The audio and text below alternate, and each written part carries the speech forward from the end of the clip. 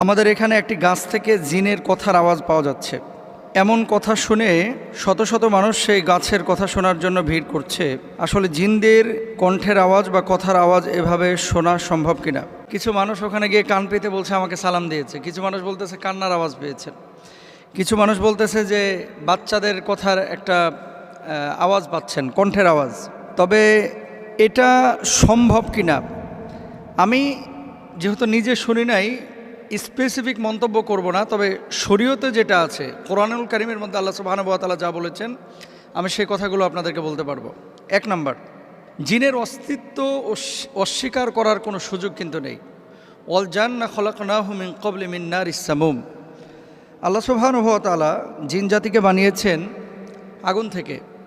মোমবাতি যখন আপনারা জ্বালানোর পরে দেখবেন আগুন যেখানে জ্বলছে, আগুনের যে হলুদ শিখা একটা রং